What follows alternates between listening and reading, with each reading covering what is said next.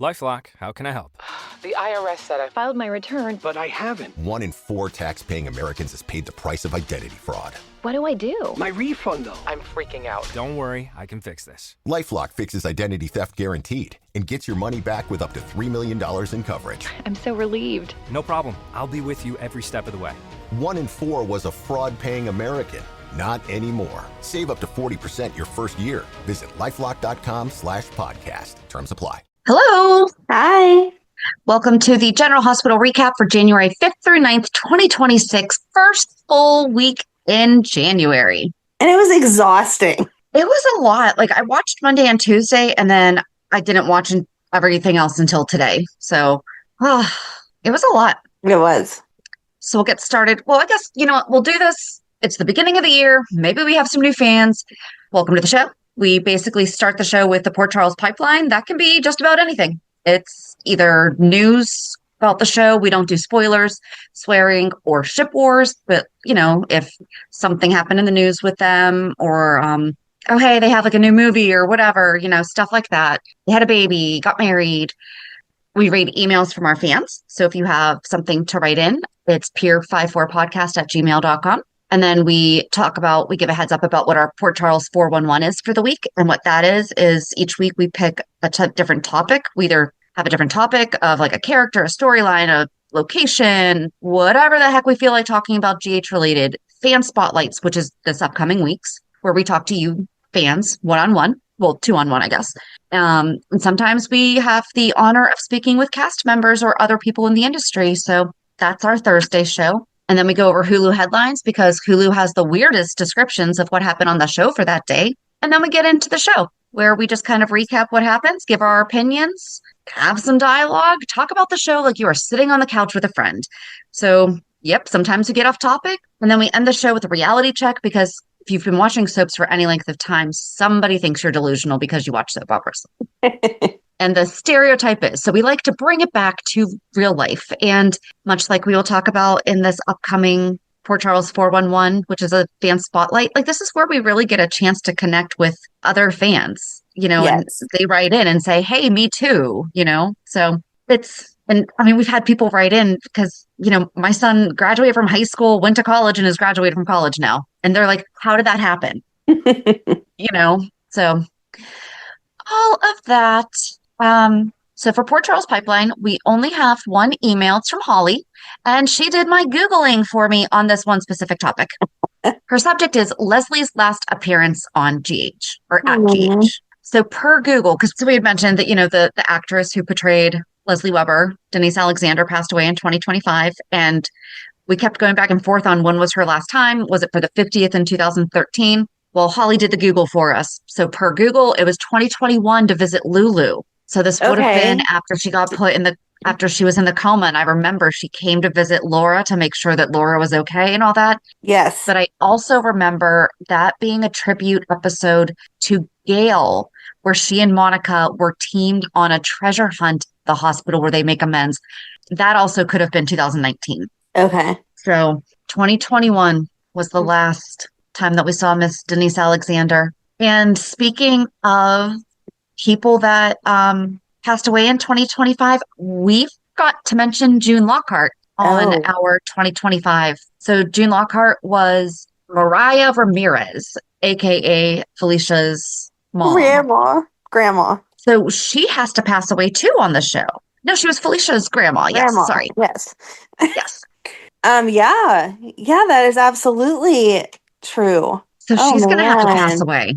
Yeah, Felicia's going to have a rough year then too between Robert and her grandma. Yep. Oh, man. And, well, no, that's right. We've already killed Luke because that's what needed to happen off screen for no reason. Right. Yeah, because I can't, and this is where we don't know the 80s very well, so I don't know if she had ties with Leslie, but yeah, Robert and her grandma. I don't think that she did.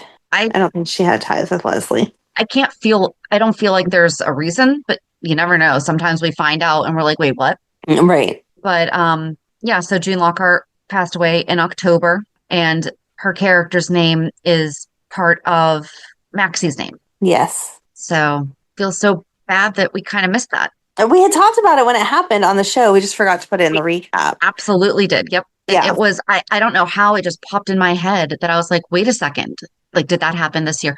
Oh, you know why? Because it was after we finished talking with our fan spotlight this week, is what Mhm. triggered my memory. I didn't even look up if there's more that we missed, because there might have been. The other thing that I had was at the end of Tuesday. So this is something that I had to bite my tongue with during our fan spotlight on Wednesday when you had said that you had not watched anything yet. And I'm like, okay, we're not going to discuss anything because at the end of Tuesday's episode, Tuesday, June 6th, there was the in loving memory of Anthony Geary. And I screamed, "You've got to be kidding me."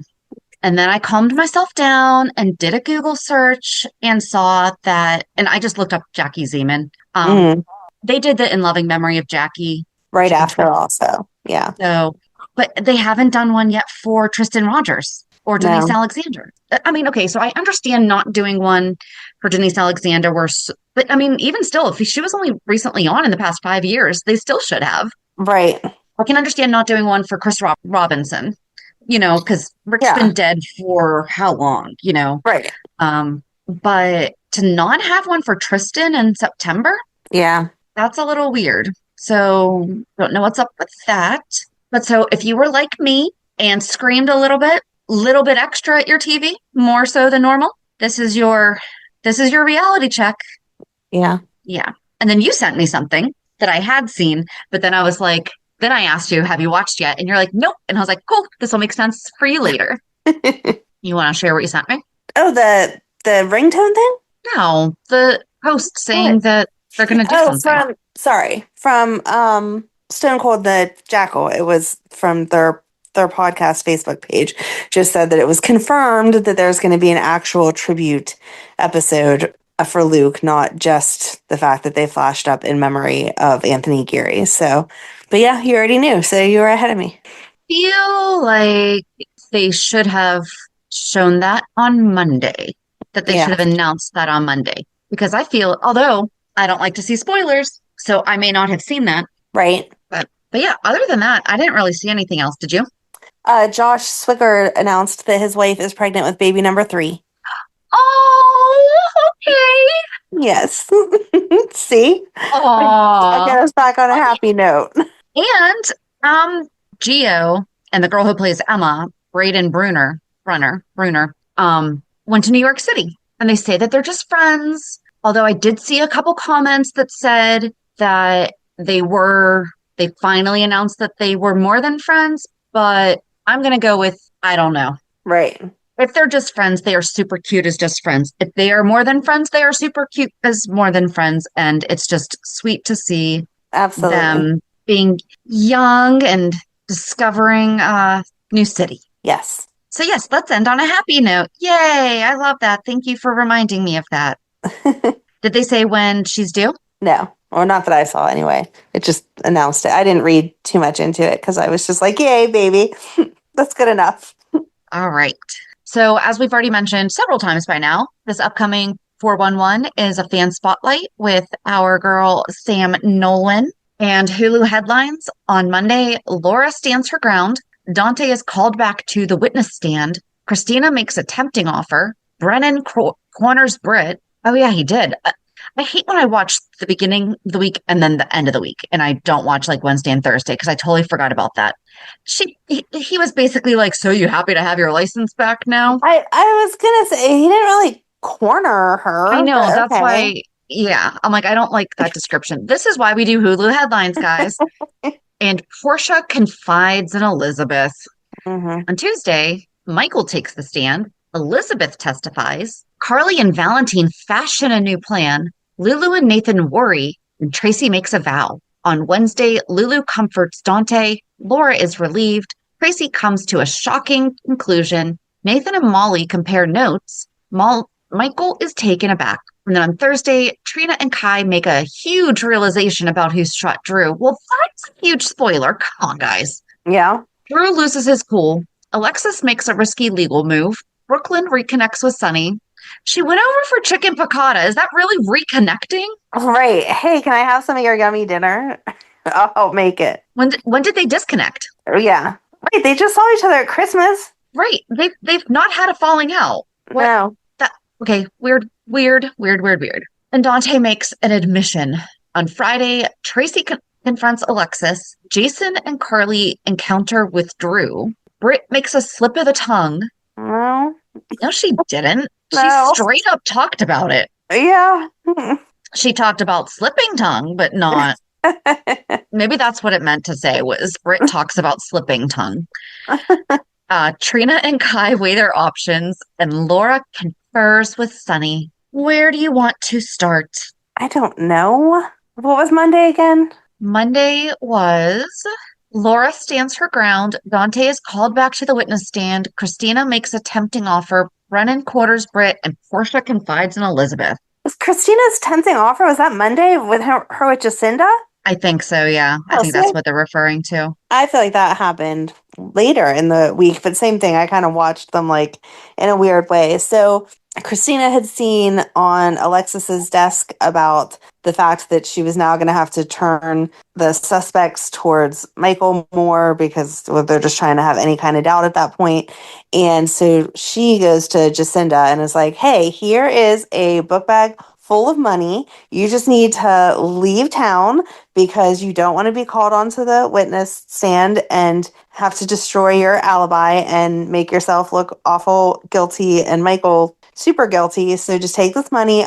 I'll tell him that you care about him. Sorry, this is messing up your relationship. Bye, see ya.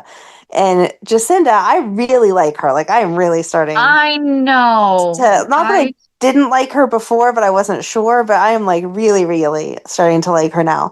And so she went to the courthouse to talk to Michael and be like, hey, what's up? And then she ended up on the stand after Congressman, is he called? No, what is Boyle? He's not a congressman. He wanted to be the mayor, but he's not. So what is he? He might be councilman. Councilman. Okay, thank you. I knew he had a title, but I knew it began with a C, right? Yeah. Councilman Boyle had already got on the stand, and Alexis had questioned him on where he was the night of the shooting, and he had to admit that he was with Jacinda and that she would have been with him during the time of the shooting, so she obviously could not have been with Michael. Yep. So, and then later in the week, we see her go and see Michael, and she's like, hey, here's this bag of money back. Can you give it to your sister? Well, it was like right after that. So she like immediately, as soon as she got the money, she went to Michael and said, you need to go get your kids and we need to leave. And I loved that so much where she was like, you need to get the kids and we need to get out of here. I'm like, I really do. I like her. I do too. Okay. I know you're going to be sick of this. However, for a minute, I wondered if Christina could have shot Drew. Really? Over the Scout stuff and why she was paying off Jacinda. I feel like we already had seen her like break whenever she did the whole cutting the brake lines. And right, so yeah. if they would have done that to her now, then her character would have just been like ruined. Like she would have to be sent away at this point. So I didn't. I mean, we're giving them a lot of credit right now too for that. So, but no, like, I mean, it was like a quick blip of a second where I thought about that. I feel like the people who 100% believed that it was Willow, which I was one of those people, were not changing their stance at all. But they did a good job, if you weren't sure, of reminding everyone of how many people hated Drew. And so there really were lots of options if you weren't determined that it was going to be Willow. Just remember, I said it was Willow first. Yeah, I know. And I changed my mind a million times. Yes, you did. Because in the beginning we agreed, and then you had a whole bunch of theories, and then in the end we agreed. You were like, really? I'm like, yeah, because Drew made her still lose the kids. Yes. But yeah, I don't. So earlier in the week, well, I guess let's just get over and done with the trial. Mm. Being that we just said that anyway, so I mean, it's obvious by now we do know that it was Willow and we can definitely get there. However, okay, hold it. So I said, Michael says that he has a special ringtone. So this is when Michael was on the stand. As soon as he said that, I was like, well, how much you want to bet parents have the same ringtone for the kids? I was expecting them to have the same ringtone. Oh, okay. Because that way it's like no matter whose phone was ringing, like they knew that it was, you know. And I said, Willow's phone, want to bet parents have the same ringtone for the kids. So like Willow would have had it and Wiley would have called her scared if he couldn't reach Michael. Right. So it would have made sense that he would have just called her. So, I mean, I love the fact that we found out that they had different ones, but I thought that it was going to wind up being like they had the same ringtone. I loved the difference because the one from Michael was like, I feel like typical dad, where he's like, Dad, pick up, it's me, pick up. And the mom one, it was like, you still want to keep your kids little. So it was Twinkle, Twinkle, Little Star. That's true. But we forgot that Jacinda had also gone on the stand. Yes. Jacinda got And on the she stand had after Boyle. Yeah. Yeah, and she had to say that Michael, and then that's when Christina offered her the money. And then I didn't think that Christina knew that Michael had no, testified or that Michael had testified yet when she offered Jacinda the money. I thought it was that, after Ezra for Jacinda because Jacinda wound up at the courthouse and then she was called on the stand. yes, Because Alexis was like, so you're a businesswoman. And businesswomen keep records. And part of me is like, yes, we do, but not all of us do. right. Like, I have very detailed records, and yes, I put stuff in my calendar, but I highly doubt that she's putting stuff in a Google Calendar. And she has an agency, so she might not actually be the one taking care of the stuff. I mean, I don't know if she's 1099. I don't know. Right. You know? She said, like, they called me and told me to go over there. So you Right. should be subpoenaing their books to show who my clients were that day. I didn't make a mental note. Yep. Like, I would assume that you would know, like, okay, yeah, I saw these people during this amount of time, but I can't keep track. You asked me what I did on a day back in September. No, I don't know if I saw you that day or not. I need more context. There is a reason I go to my calendar. Right. I'd be like, excuse me, can you please hand me my calendar and I will tell you. I mean, even Doyle said, he's like, I don't know, I saw her about 20 something times. Right. But he specifically remembered that night. And he only knew it was that night because she had been away for a while. She had just and then right, she exactly. had come back. And so he was excited to see her. Yeah, he definitely made it very clear that that is the only reason why he remembered that specific night. That, like, if they asked him about any other night, he'd be like, I don't know. But just because she had been out of town. Right. And then, well, Dante had been on the stand first, and they tried to ask if he had ever tampered with anything to do with Michael, like whenever he had hit Claudia. And I felt like Dante did a really good job. Like, I know he wanted to say more, but I felt like he did a good job of answering the questions and not being emotional. Like, yes, I did do that, but I didn't cross lines. Like, it's not the same as Chase having a whole new investigation for stuff. I was trying to follow the rules, but also make sure that my brother was taken care of as best as I could within the rules. But then also he's like, why, or Alexis is like, why'd you question Willow more than Michael? And it's because his alibi was just as flimsy because the gun was found where she was staying in her stuff. Right. And yes, Michael had been over there and that's what Elizabeth had to testify to, was that Michael had been over there for a half hour or so by himself. Mm-hmm. But she didn't say, yeah, I think she had to agree that there was a possibility that he could have had the opportunity to do it. Right. But not that she actually thought he did. Exactly. And I feel like the way she said it made it sound like, yes, technically he could have, but. Right. So yeah, it was Liz and then it was Dante. And then did Michael go before or after Boyle? Michael went after Boyle? Yeah, okay. Because he had to admit that he was not with Jacinda during that time. Right. And then they asked him where he been on the street that Drew lives on. And he admitted that he had been on the street. He wanted to go over there and talk to Drew because of all of this stuff about the kids and everything. But as he was getting out of his car to go up to Drew's house, that was whenever Wiley called him. And he then remembered all he had to lose, so he needed to get back in his car. And he said something about, I have a specific ringtone for my son. So whenever I heard that, and that's whenever I was like, see, the ringtone is going to come back around one way or the other. This is great. Yep.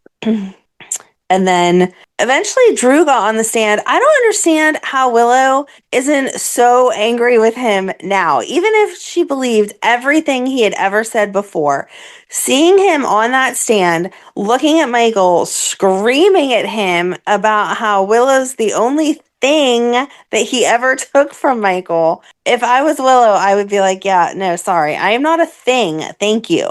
I just think I'm trying to figure out her end game now because I'm kind of more upset that she didn't snap. I know. I really did think that it was going to be, I mean, I said it 1,000 times, that it was going to be that she lost it. She truly had no recollection of it, and she didn't mean to do it. But if she had the forethought to take the gun on one day and then wear gloves. right, and then to have gloves not only on the day that she took it, because I'm under the impression she didn't take it the same day she used it, right? No. So to wear gloves when she took it out of the Quartermain cabinet, and then again whenever she got it out of her glove box to take into Drew's house, like, yeah, that's premeditated, girlfriend. You knew what you were doing. Yeah, I don't know. So I was shocked by that. And then as she's sitting there going on and on about how much she loves Drew, which, I mean, bravo to her. It just shows, obviously the actress is a good actress, but like Willow as a person is a super good actress, because how you can sit there on the stand talking about how much you love your husband after he just called you a piece of his property, pretty much. I was impressed with that. And then, as she's going on about how, she loves him and she would never shoot him and he's her hero, then she starts getting all the flashbacks of exactly what she did and how. So after hearing Drew, how many times is he going to mention that he's a Navy SEAL this week? Oh my God. I literally like groaned out loud whenever he was at dinner with her later, and she was like, I'm just worried about you. And he was like, well, I'm a Navy SEAL. I literally was like, oh my gosh, we know. It was crazy. And then I really thought about it. When did he get this obsession with her? Because we've talked about how he saved her life by bringing Liesel. So, it gave her an opportunity to keep living for her kids and everything. So it's, she has the hero complex. She has the falling in love with the hero background, But when did he become so crazy obsessed with her? Like, that's not his character. There's nothing that happened. I know we've talked about this a few times. Like, nothing happened for Drew's character to make this shift, but just like the obsessiveness, like even with Carly and Nina, like he was never possessive. I mean, I think he said it when he was on the stand that he just wanted to take everything that he could from Michael, because he was even saying like he built Aurora Media from the ground up. No, you didn't. No, you didn't. That was Julian's company. And then it like moved hands and stuff. Sam, yes. It was Sam and Drew. It was Sam and Drew from Julian's estate. Like he gave her. Yes. I couldn't remember exactly the chain of command, but yeah, you did not build that from the ground up. You took over a company. Maybe you helped it not like die off, but you did not build it from the ground up. And then he was talking about being entitled to the Quartermain name and all that stuff. And so I really do think the obsession just comes from, I want what Michael wants. Since I can't compete with my brother, I'm going to compete with my nephew. Yeah. Like, that's just all there is. I guess it's kind of like a slow build that he kind of hearing him on the stand was just nuts. Like, I really don't know how Willow was still sitting there like, that's my loving husband. No. And then at dinner, when they did end up at dinner, she was like, you like saved this whole case. I'm going to get off because of you. And he was like, no, I'm not sure about that. Well, that's what I was getting at is like, I don't understand how she's doing it. I don't understand all of it. That's why I thought, I wish she had snapped. Yeah. Because now it's just like, I don't know. I mean, now we're seeing her as evil as Nell. She doesn't need to snap. She's going to just continue being super sweet to Drew and playing the perfect wife until she gets that not guilty decision because she can't be tried again. And like Jason pointed out, not guilty is not the same as innocent. I was just going to say that was the absolute best was when, so they were at Port Charles Grill, decided to go over and interrupt because Carly and Jason were worried. Carly's worried about Michael, that if Willow gets off, then Michael's going to wind up on the stand and be found guilty. And Jason's like, he's not going to. And then Drew keeps saying that Willow's innocent. She's going to be found innocent. And Jason's sitting at the table and he just chimes in, no, sorry, it's not guilty. Drew's like, what? He's like, yeah, she's not going to be found innocent. She's going to be found not guilty. So I thought it was vice versa. she's not going to be found innocent. She's going to be found not guilty. Okay, maybe that is how they said it. You are not found innocent. You are found not guilty. Okay. But yeah, I loved it. The way he just said it so nonchalantly, like, I'm just going to correct you because I have to, without any emotion. And Drew, again, is getting so emotional. And Jason's just like, whatever, it's all fine. Jason being Jason. And then they showed Carly spilled his drink, which I felt like was unnecessary. She should have just let it go. Oh, no, she threw that drink and we just added a new category to our 2026 tracking. Okay. How many drinks are thrown? All right. So far, 1 for the year. But we're only 9 days in, so that's only 7 episodes in. So I don't know where to go from there. I guess we could just go to, so Kai and Trina are annoying the heck out of me. Right. First, just Michael mentioning that he had a special ringtone for Wiley. They're like, oh my God, Michael totally did it. Michael totally did it. And then they go back to Trina's apartment and Kai's like, we need to tell that Michael did it. And she's like, no, you didn't listen to me about my parents. So you need to listen to me about this. No, girl, that is 2 totally different things. Right. However, in general, a private citizen in New York does not have a legal duty. Yes, I Googled. If someone hold on, no. This we're just going to add to my FBI record. Maybe we should put that in there. What Shannon Google? If someone witnesses an attempted murder and doesn't say anything to the police, but attends the trial and then decides to speak up, can they be in trouble in New York State? Oh no. So I was super specific. Yes, you were. In general, a private citizen in New York does not have a legal duty to report a crime to the police, so simply remaining silent initially is unlikely to result in charges. However, once involved in a legal proceeding like a trial, a witness can face potential legal trouble depending on the specific circumstances of their silence and later testimony. Nobody knows that they were there. They were never questioned. No. So they've never lied. So at the very end, Kai says that he does not agree that they could get in legal trouble. Well, no, that was after. Okay, so wait. So they get it stuck in their head that it's definitely Michael. He definitely did it, but they definitely want to make sure that that is his ringtone. So thank goodness they decided on that because Trina's like, I can't do that to Joss. That's her brother. She's like a sister to me, all that stuff. So they wrote Geo in. He was trying so hard. He's like, I need an explanation. Like, why am I doing this? And they're like, just trust us, trust us, trust us. Yep.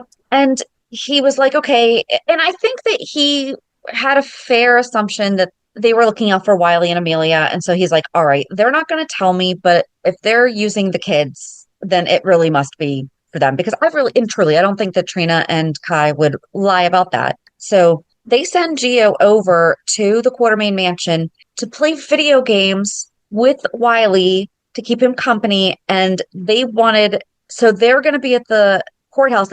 So this was actually pretty creative. They were going to be at the courthouse, texted Geo, and were like, have Wiley's phone call Michael so we know that it's his ringtone. And so Geo called just to see if Wiley was allowed to play the video game Tron. So yay, Geo, and excellent product placement because Tron is owned by Disney. So I thought that was a good one. But they're sitting there, and that's when Wiley's ringtone for Michael's ringtone for Wiley comes up and it says, Daddy, it's Wiley, pick up. Daddy, it's Wiley, pick up. And it was Christina, Dante, and Michael all talking. And Dante still thinks that Michael is guilty. He's changed his mind. He thinks that Michael's guilty. Christina's like, oh, that's a cute ringtone. He's like, yeah, I've had it on my phone since Germany. And she's just like, when do I get my own custom Wiley ringtone? And that's when Kai and Trina realize, okay, it's not Michael. And there's no reason for him to have just said, yeah, it's been on my phone since Germany for any reason. Like there's no reason. So that's when they're trying to figure everything out. And then then we go in and Drew takes the stand and loses it. And then when Turner asks her, then Willow comes on the stand to save it because Drew lost his mind after he demanded. So wait, I'll scroll that in a minute because I have research. So then Willow takes the stand to try to save the whole thing. And as they're leaving the courtroom, Wiley called Willow and Twinkle Twinkle Little Star comes on. So then they go back to their apartment and are like, oh my gosh, it's Willow. What are we going to do? And Kai said, that's when Kai mentioned. So I'm curious where his thoughts were when he was saying earlier when they thought it was Michael, I have to do this, like we have to do this. But now because they know that Twinkle Twinkle is Willow, Right. now suddenly he's worried about legal implications. Right. That now we know that he doesn't really have to worry about, so that's good. But like, why wasn't he worried about that when they thought it was Michael? Mm-hmm. Yeah. And they were lucky. Very, very flippy floppy. Yes. They were very lucky too that either one of them had their phones not on silent. Because if I was just leaving court, I don't care if my kid might be calling me or not. My phone does not have the ringtones blaring. No way. Do you know how many times my phone is on Do Not Disturb and I don't even realize it? Right. But it's at least just like sitting there so I can see that I have a call coming, or I feel it on my watch. Because like that'll be buzzing, but not always if it's on Do Not Disturb. But right, like and custom ringtones, I feel like I would like a poll. How many people have custom ringtones still? I know back in the day they were a thing. I never had them because you had to pay for them and I was too cheap. You do? I Who do. You have custom ringtones for? My family. Oh man. My son's ringtone is Hey Bulldog by the Beatles because when he was little, he used to love singing it. My daughter is Eleanor Rigby, and my husband is 8 Days a Week. Okay. Or something. Oh, geez. It's one of the two. It's one of the two. But right. So those are the only people that do have special ringtones. Okay. But I couldn't tell you the last time I actually heard them. But they were free to download. I didn't go broke. That was the worst when you had to switch phones and you lost your ringtones because they saved your phone. Yeah, I think I paid for one my entire life, and it was whenever I was first like being done with the girl's dad from him cheating, and so it played Cheater Cheater. So I would know that was who was calling and that I needed to answer it because it was probably a conversation kid related. That's the only one I ever paid for. And I don't have custom ones now. No thanks. They were free. They were free downloads. All right. Then maybe I'm wrong. Maybe it's just me. Maybe lots of people have them. I'm just like, Let us know if you still have custom ringtones. Right. And what they are and why. I need the answers to that too. You know why. They're all Beatles songs. No, I mean like why you chose that song for whatever person. Oh, yeah, true. And whenever they're writing in. But anyway, I was glad to know that it was not Michael and that Trina and Kai were at least trying to do their due diligence for that, not just assuming since Michael said ringtone, even though it took them a little while to get there. I agree, because if it had wound up being Michael, I would not have liked it. It just doesn't make sense. But Mm-mm. Did you see all the articles that said though that the writers hadn't told them who it was either? Like the cast? No. Yeah, if you look at Willow, whenever she's walking out of the hospital, when she's having the flashback, and she walks out of the hospital, like into the walkway of the hospital, and she bends down, like all upset, her hair is considerably longer than it was back in September because they just did those scenes now. They had not told her that she had done it. That is so cool. Yeah. Oh, so it's like it's like Clue. Yes. It's the 40th anniversary of Clue too. But yeah, that's old now too. Okay, so can we get the two alternate endings then too? Like one of them where it was Portia? Right, that would be fun. And the other one where it was Jacinda. Yeah, that would be really fun. Like choose your own adventure book. But yeah, there's articles of her talking about how excited she was to be the one who did it, and that there was multiple other cast members that had wanted to be the ones to do it. And so that is so funny. I wish yeah. I want to see this now. I'll wait for your Google search. That's the kind of stuff that you need to be bringing to the table. I'm sorry. Or bringing to the recording. I just did. I got the info. I found out about a week and a half before we shot the flashback scenes. On one hand, I was a little surprised. On the other, we were also curious as a cast as to who did it. So it was kind of exciting to know that it was Willow, and then able to figure out why. Really? They didn't know why? I could have told you why. What made the twist even more compelling was that Willow had been long considered an obvious suspect, yet the show's decision to actually go there still delivered true soapy surprise. That's true. Usually there might be someone who comes out of left field and everyone's like, oh, I never thought of that. No, you know who would have been really good? Oh, no. Shiloh. Oh, that would have been good. That would have been good because Drew ruined Willow's life. Yeah. Okay. And everyone's like, oh, I never thought of that. But for them to confirm it was, in fact, one of their prime suspects, and the way they did it was really interesting. I'm not going to read this entire thing. I'm just trying to see if there's anyone, like if she names anyone. I don't know if she said who else wanted to do it. She just said that Frank Valentini like leaned over her and whispered in her ear, like, you know, you're the one that did it, right? And she was like, no. Well, it's like, did you watch the video of the final reading of Stranger Things? Yes. Yes. When there's the big reveal there? Yes. I mean, it's been a week. So if you haven't seen it, but I'm not gonna be the one to ruin it for anyone. So Yeah. but it says the rest of the cast has leaned into it. There's definitely something new. I don't want to say nicknames, but people are like, what's up, killer? That's funny. That is funny. And that Cameron's a great sport. He's an incredible guy, and working with him is such a pleasure. We just have a blast. Cool. All right. I don't know where to go from there. No, I'm just excited to see on like how they play it because, like we said, it has to be premeditated now. Even if it wasn't, if she hadn't set out that that was the day she was going to do it, she still had to have had plans that if things didn't go her way, that was definitely an opportunity she was going to think about for her to have had the gloves and stuff. So I can't wait to see, like, is she found guilty? Is she found not guilty? And then how does all this come about? I know it ended Friday with Trina and Kai knocking on Alexis's door, which I thought was shocking because I thought they were going to go to Turner and try to get a deal. No, because here's the thing is that they're going to have to go. I'm glad that they did because Alexis can't unhear this. Right. She has to do something with it. Oh, you were right. It was Martin. Yes. Yes. For a second, when Tracy and Lulu were talking, I was like, why did we never consider Chase? Him, Mr. being goody-goody over this whole thing. Why did we not consider that Chase would have overheard and wasn't going to be the one to turn in, but to deliver an anonymous note, he would. When Tracy was having that conversation about that means it was someone in my house because Tracy had taken the stand. That's what we didn't get to as we were going through all the people. Oh, yeah. Tracy took the stand and she was ready to lie like she had for Michael because she even explained it was a technicality. No one asked me if I saw Michael on the street, so I wasn't lying on the stand before. But as she was getting ready to testify, then Alexis's assistant came in with some paperwork. They had a 5-second conversation, and then she was holding these files and she flipped the one around and it said video footage of the street and whatever. And so Tracy then admitted that she had seen Michael on the street. And then after the fact, she realized, wait a second, they would have had pictures, they would have had statements, they would have had something that proved this.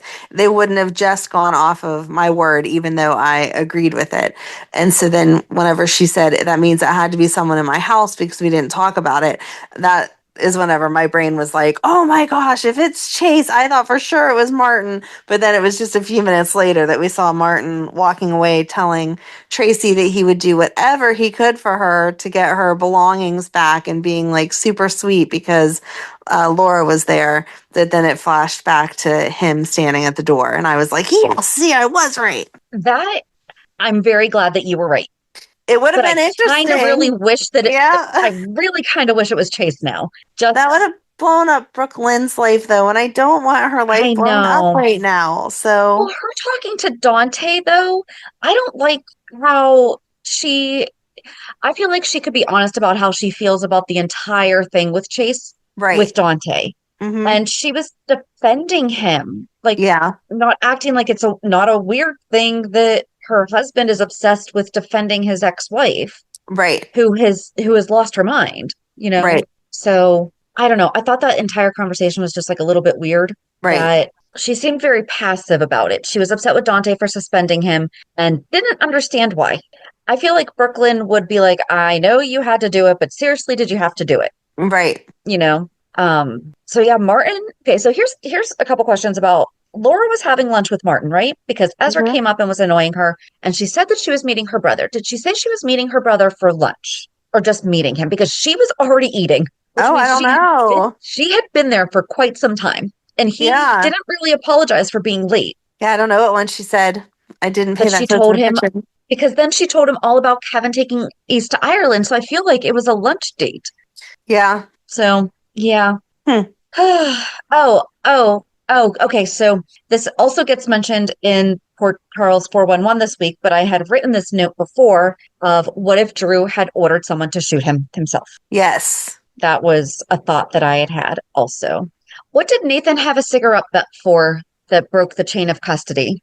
He had it in the car when he went to see Lulu, because then Dante talked to him about how he's mishandling evidence, because then when Dante realized that he thought that Michael was guilty, he asked Nathan to review all of his evidence, and he straight up said, he's like, dude, you've been mishandling evidence, so I need you to like Right. not do that. And Nathan's like, oh, I'm just dusting off the cobwebs. No, dude, you've been dead. Yeah. You need to, he should have had to, if I didn't have my real estate license for 7 years, if I didn't have it for 7 days, I have to retake the test. He should have had to go back to the academy, Yep. right? Yeah. Like, okay, hold it. We're going to ignore the dead part. If a police officer retires for 7 years and wants to come back, do they have to go back to academy? Yes.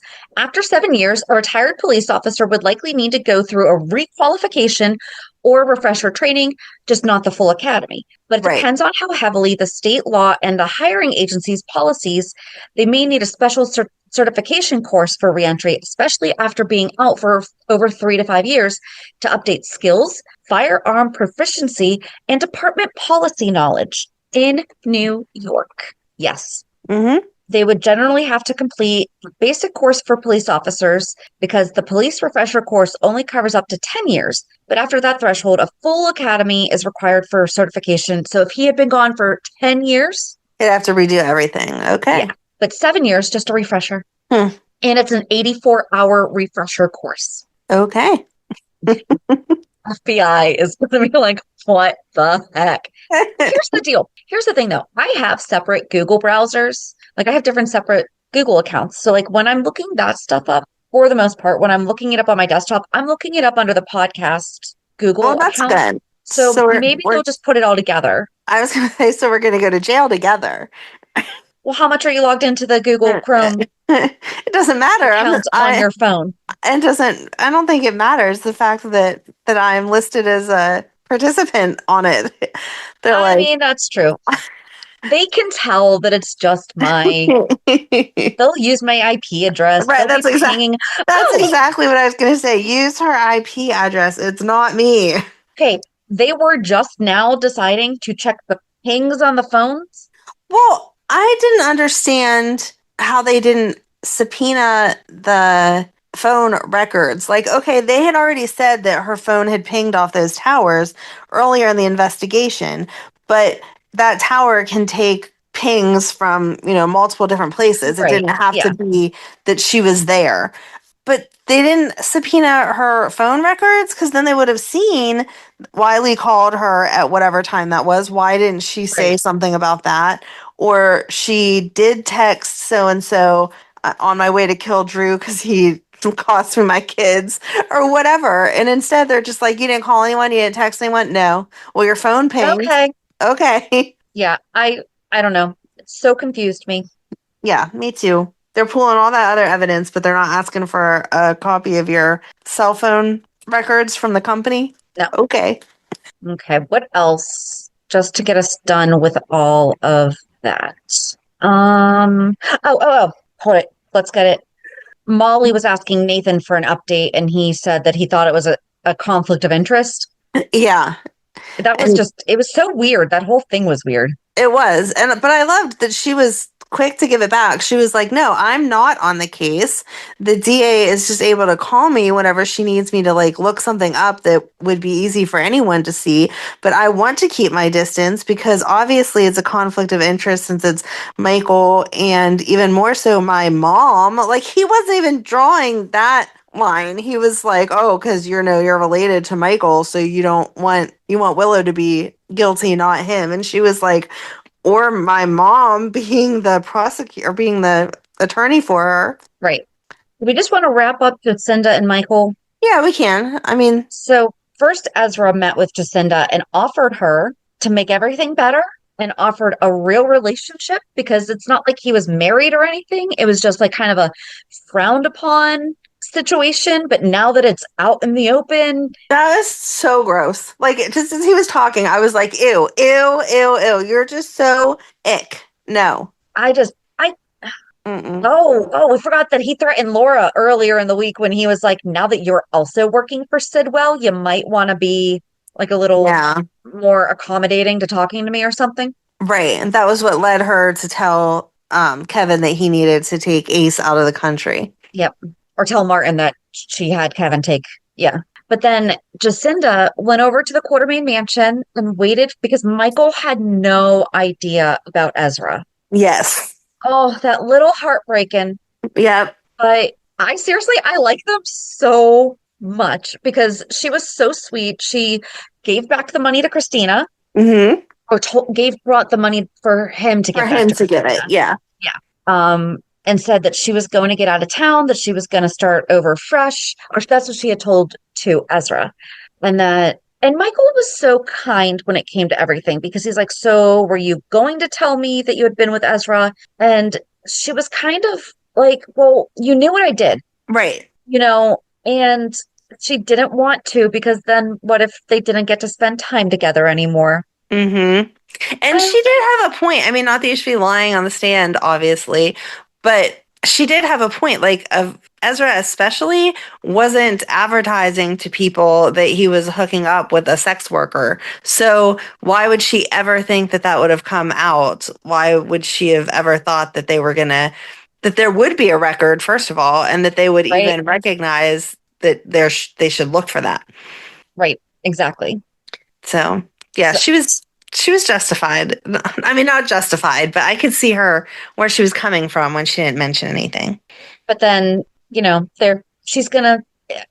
they decided that she's staying, right? Yes. Yes. She Okay. said she'd stay as long as she could. So, like, if Yeah. things get sticky, she has an out, but she doesn't want to leave. Yes. So my nerd out for the week, well, one of them was Suzanne brought Alexis the cake the night before closing arguments, and she said that with her previous boss, she always brought a cake the night before closing arguments, and so she decided to bring the Greek New Year's cake. And I was like, okay, I know about the French King's cake because in French class, we always had King's cake and it was so much fun. And so I was like, okay, what is the Greek New Year's cake? So it's typically eaten on New Year's Day. Okay. It is a sweet cake or a bread, depending on region and family. Okay. Common flavors are orange zest, vanilla, and maleb, and it's usually dusted with powdered sugar or lightly iced. The tradition is a coin is baked inside of it, and one person cuts the cake, assigning slices in a specific symbolic order. The first slice is dedicated to Christ, asking for blessings and protection. The second slice is for the house, symbolizing the well-being of the home itself. And then the family members each get a slice, and it's from the oldest to youngest, and then the guest. The Christ and the house pieces do not get eaten. Okay. They are the first slices of symbolic dedications and are often set aside. If the coin is found in either of those slices, it is considered good luck for the entire house. And the whole thing is symbolism for blessings for the home, prosperity, and spiritual protection for the new year. And I think she said something about that it's... I think she said good luck. Yeah. And faith in households come before individuals. So then I was like, okay, other people might have been like me. And I mean, I know the deal with King's cake. So I figured I might as well throw in the information about that too. So King's cake is eaten on January 6th for Epiphany, and it celebrates the three kings visiting baby Jesus. And it's a puffed pastry with an almond cream in it. And sometimes it's a brioche crown, which that's the one that I was more used to. And there's a small little figurine called a fève, which is like a bean. And the person who finds it is crowned king or queen. And you wear a paper crown, and you traditionally buy the next cake for like your next get together. and it focuses on people, not the home. And it's a playful recognition rather than a blessing. I love the Greek cake. Yeah.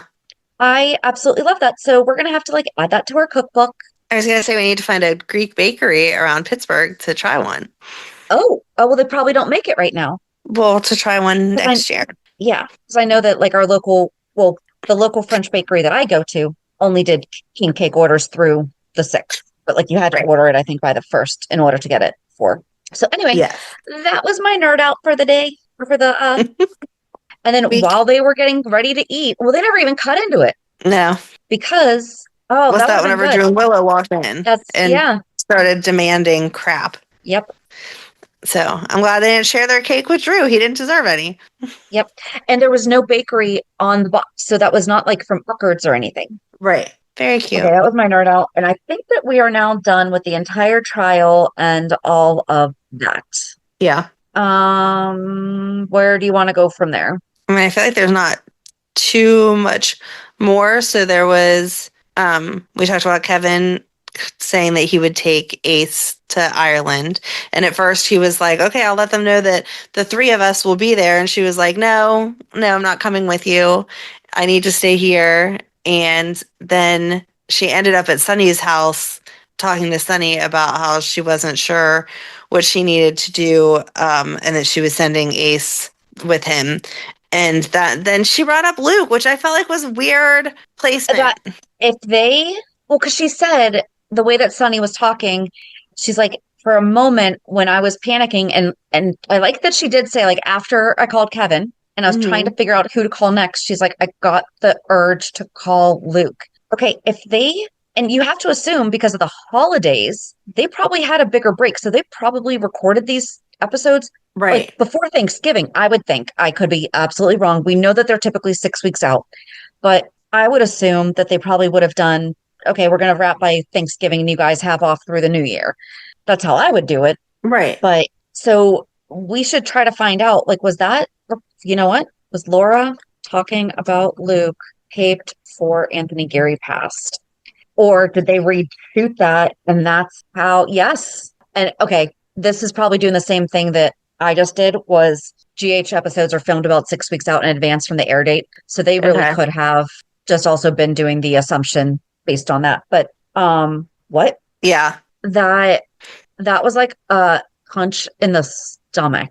Right? I was like, man, first of all, even if Anthony had not passed away, obviously we always had hoped that Luke would be coming back. So don't say I almost called him and then remembered oh, I can't. And especially now, stop.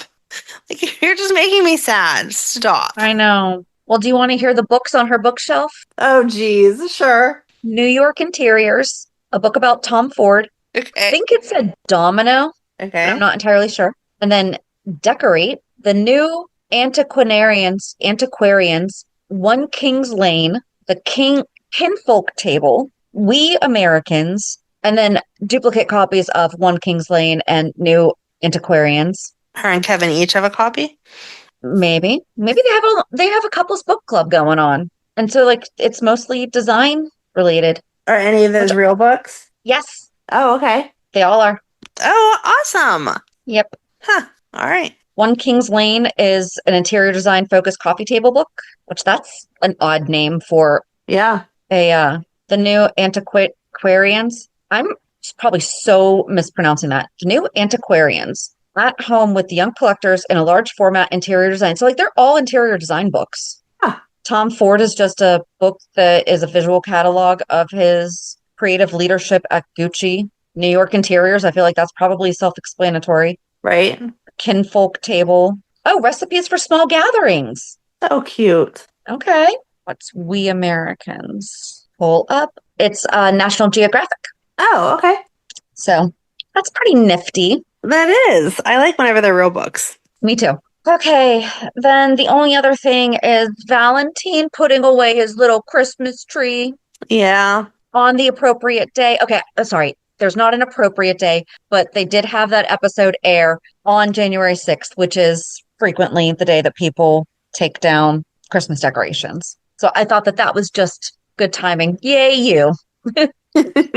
But Charlotte was sneaking over to the Quartermain mansion to the stables to ride Hades. She rides Tracy's horse. She's got guts. Yeah. She was told, no, don't do that. Hades is not a nice horse. But Danny thinks that she's up to something, and so she tells him that she's sneaking off to see her dad. I don't think Danny's going to say anything. Danny and Rocco are not going to say anything. I don't think that Danny and Rocco would say anything. I just think that, I mean, she almost did get caught because the police stayed at the gate of the Quartermains and he drove her through the woods on his little moped thing.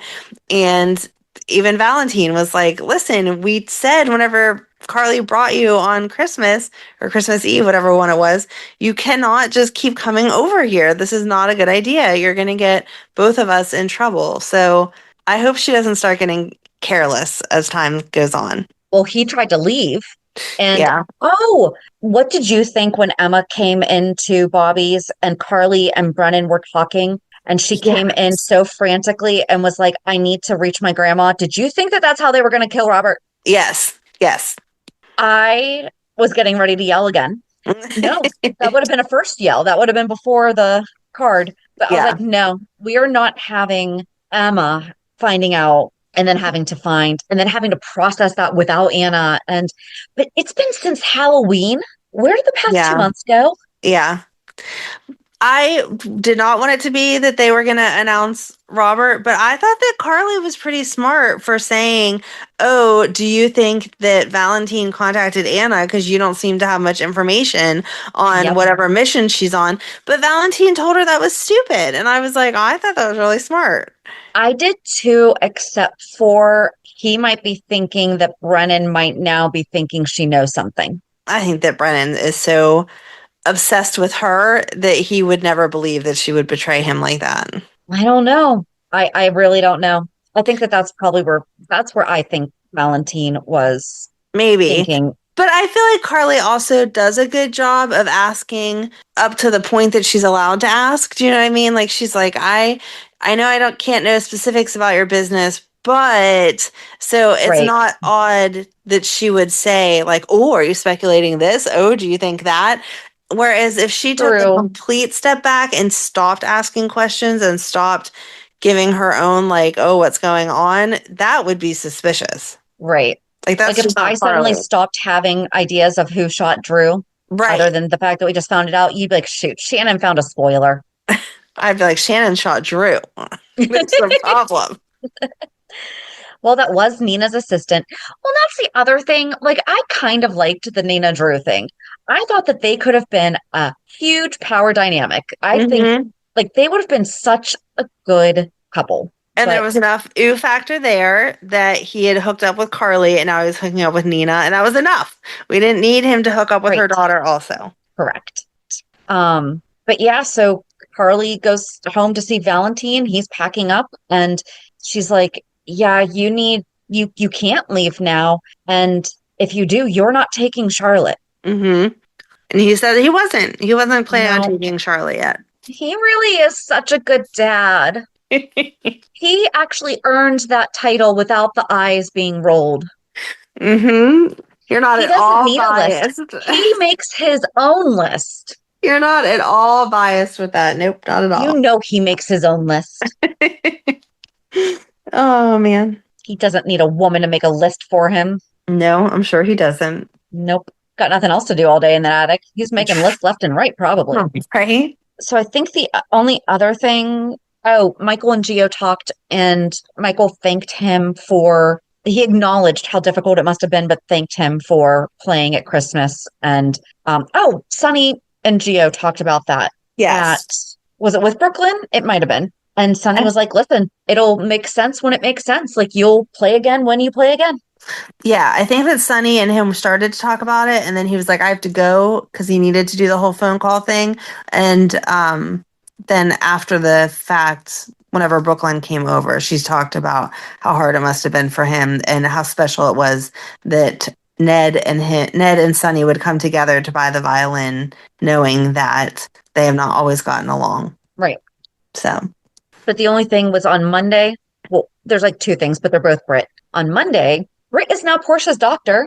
And Portia was like, what are you doing here? You're not even a doctor. And she's like, surprise. Right. Guess what you miss whenever you have to move out of your office? Right? Guess what this white coat means? But Curtis showed up for the appointment afterwards and he wanted the paternity test. But Portia doesn't want to put the stress on the baby. And I think that it's important that they should have addressed this part. It's body stress, not the other stress. So it's like she's putting body stress on the baby right now by her emotions, by all this crap that she's going through. But it's like the actual physical stress of the test is what she should have clarified a little bit more, in my opinion. Right. But then she complains to Liz about her husband's request for a paternity test. And she admits that she loves to flip flop because she was like, I just told Isaiah I wish he was the dad. But now, because it would be easier for my life, I kind of wish that Curtis was the dad. Right. You're ridiculous. I don't even know why you would say that. I'm sorry. I, luckily, knock on wood, have never had that confusion. But if I did, I do not feel like knowing that there's a 50% chance of whoever I'm speaking to is the father of my baby, that I would say to them, oh, I want you to be the dad, and then turn around and say that to the other person. Like, that's going to come out. And they don't have some type of feelings about you as is, to hear that you told both of them that you wish that they were the dad is not going to go over well. Isaiah really is being too understanding of this entire thing. I feel, because I feel like he was under the impression that they were done long before. And so for there to even be the question of the crossover, right? Like that's when, what movie am I thinking of? Oh, I'm thinking about Phoebe on Friends when she was trying to decide between the two guys.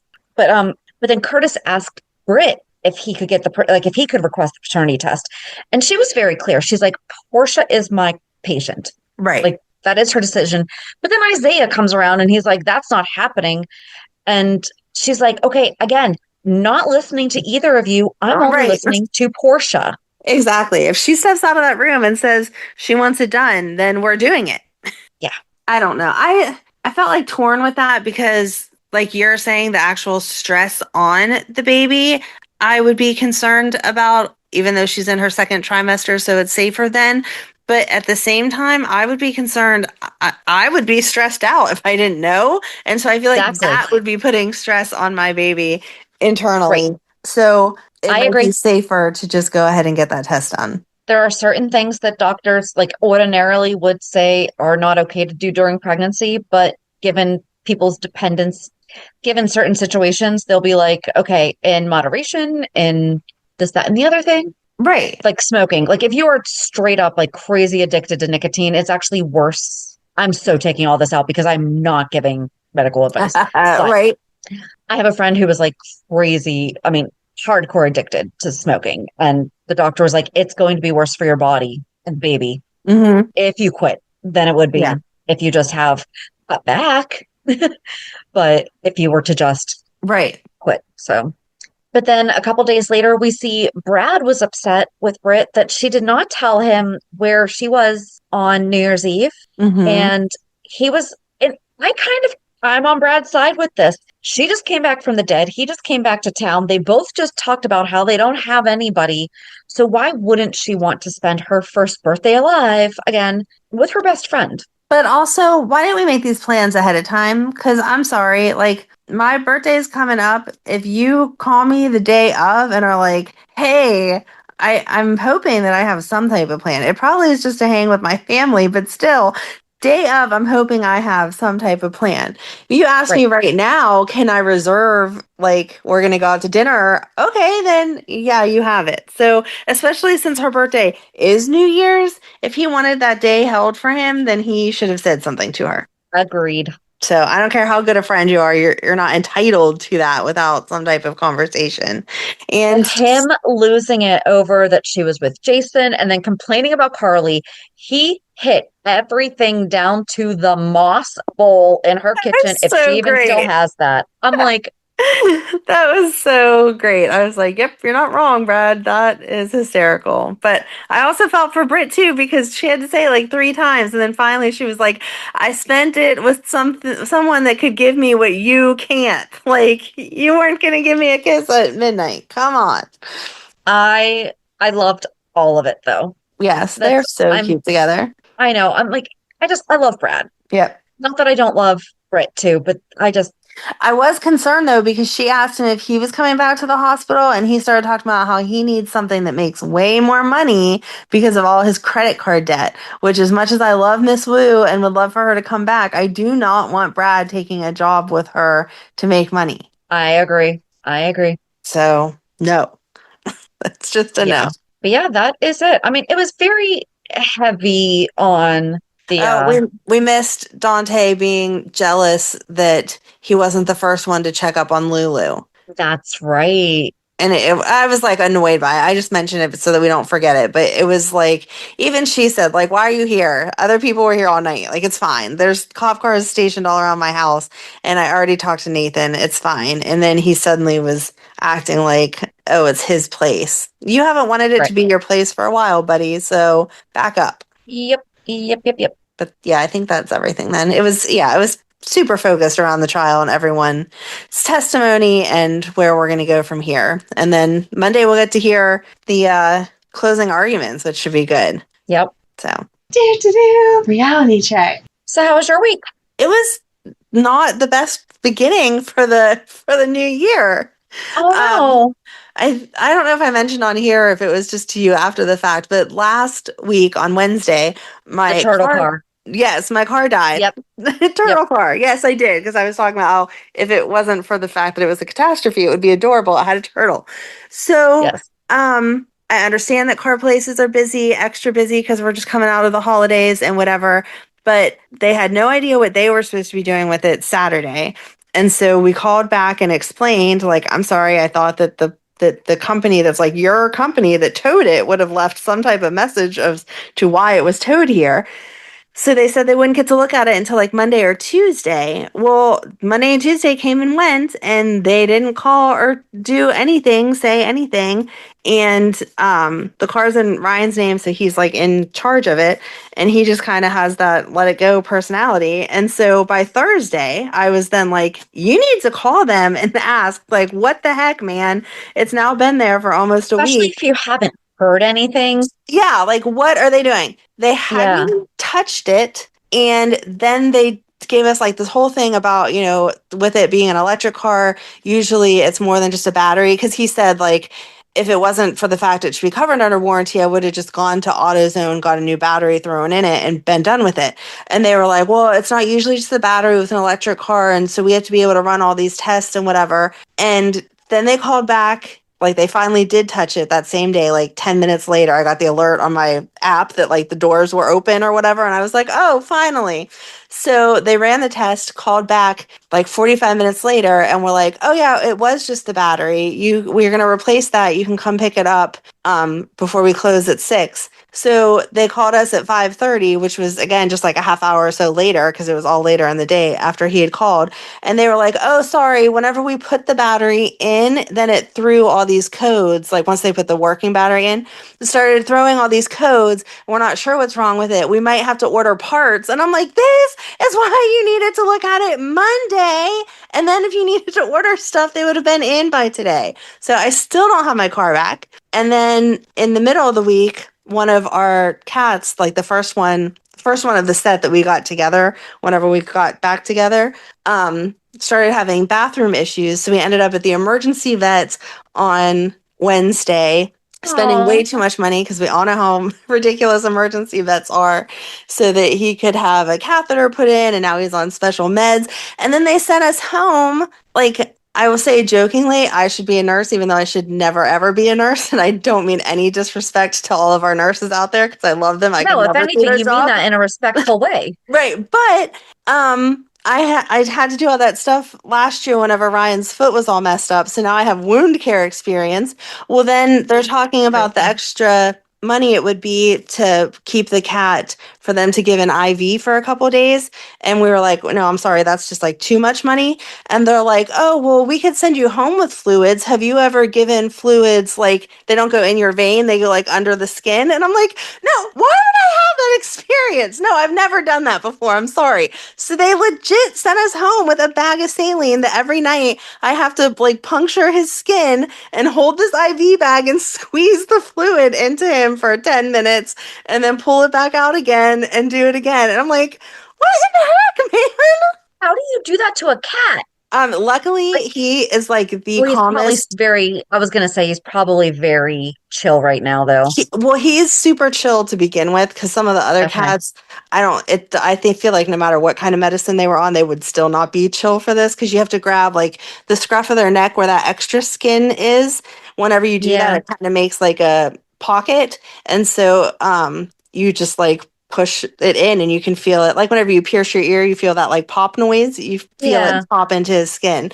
And then you sit there and hold it for however long it takes to get the right milliliters in. And then they're like, don't be alarmed if like whenever you pull it out, some like leaks out because it's like this hole that you just punctured in his skin. And I'm like, why am I allowed to do this? Okay, I'm grateful. Don't get me wrong, grateful because I'm sure that it's helping. That's one of the things that cats need, to heal is to make sure they have enough fluids. But like, who do you think I am? That I can just take this thing of fluid home and jab it into his back and be like, here you go, buddy. Did they even like show you how to do it? They like pointed out how to do it, but no, I did not like have to do it So in they don't front of have like a them. gelatin mold for you to practice on? Nope, nope, nope. What if you hurt the cat? They even said that if you hold the skin, like if you make too close of a fold, like you pinch and try to push straight through instead of a diagonal, that you could go in one side and come out the other. And they were like, but it's fine. It's fine. Like, I guess that it's just like, like human skin, you can puncture a couple layers down and it just kind of seals back over. But I'm like, So small. luckily it's not one of the babies. It's one of our bigger cats. He's a pretty solid guy. So it's not as traumatic as it could be. But like I said, again, I don't know who these people think I am, that I'm qualified to do this stuff, but I'm not. And I really would like the education to just stop, okay? Yeah, no. Well, But I had a job one time. I got hired to do like marketing and bookkeeping and like office management stuff. And it was at a doctor's office, and it was an eye doctor, and they started having me do like optic nerve testing and dilating patients. And I was like, I have 2 business degrees. right, I have 0. Yes, I went to Pitt, right, but right. I do not Nope. have like, Exactly. no, human resources. My master's is not like human anatomy resources. Right, right, Like, exactly. it is no. I was just shocked that that's like even an option. Like I made a joke. I'm like, isn't there like pet liquid IV instead? Like I can give them something like Right? that, and they're like, Put it in the little bowl and be yeah, like, and they're there you like, go. no. Sometimes they just don't like to drink, so this will get it like under their skin, and then their body will absorb it that way. And I was like, if you say so, sure, we'll try it. So. Oh, I'm so sorry that you had to go through that. So am I, but he seems to be doing better. Knock on wood that he will continue healing and everything will be fine. So, yes, next week has to be better because I need to get my car back and this cat needs to be okay. Yeah, seriously. So, how about you? What did you have exciting for the first week of the new year? Well, everyone went back to their stuff. So, well, no. So my daughter started her job. So Yes. she got hired at a local animal rescue, and she has a set schedule for now of 10 to 2 Monday through Friday, and it's perfect because we intentionally did not do anything in the morning until this morning. So like today's Friday. I didn't go to my Thursday morning meeting that typically starts at 8, and she'll come with me. And I mean, we spend the whole day together. She'll come to the office with me, all that. But I was like, no, I need her to get used to, because she hasn't been to school since May. Right. So getting back like in the habit of multiple things. But I was like, no, we're going to have a nice chill morning the first couple days. But then on Friday, we will go to the gym, get ready for the day. Like, we shower there, get ready, and take her to work. I said, that way, if you are too tired afterwards, you have the whole weekend to recover, and we're going to go back on Monday. Right. She did so well. She absolutely loves it. They have her starting off just doing like laundry and washing the animals' toys and cleaning out their dishes and stuff like that. But she absolutely loves it. So that's awesome. they're I'm going to so proud work of on her. getting her closer, and they're going to start working on like getting her with animals. But I mean, she and I even talked, and she's like, nope, this is just a start. And Aw. so I'm like, okay, but like it could be months before you wind up actually working with the animal. She's like, yep, I'm like, okay, as Aw. long as you know that. But Right. yeah, she's doing well. She's loving it and already talking about how she's going to spend her first paycheck. So yeah, but I told her, I said, no, I was like, you are learning budgeting. And, I said, I want you to think of something big that you can save for with your paycheck. Yeah. So we're going to work on that. And my husband went back to work on his birthday because his birthday was on Monday Yeah. and he had been off since December 22nd. So Can't feel too bad for him. no, not really. As a September baby, I understand, although typically we would have already been in school for 2 weeks, but still, it's like, man, I missed having a summer birthday by like 2 weeks. And I was actually due in August. So like, that's a whole other thing. But yeah, that was basically it. And it's like everybody that told me that they were taking off the holidays is back. So, Oh, well, that's good. yeah. And we have a new website. Yes. And it's up and running. It is. And we're working on other things. Yep. So join us on Thursday as we chat with our fan and new friend, Sam Nolan. I'm so excited. Me too. So have a good week. And we'll meet at the pier. Bye. Bye. If you enjoyed today's show, we invite you to go to peer54podcast.com to subscribe on your favorite platform. Don't forget to leave us a review. And you can also follow us on many social media channels. Just search for Peer 54 Podcast. Also, we are not perfect, so if there is something that we missed or messed up, just let us know by emailing us at peer54podcast@gmail.com.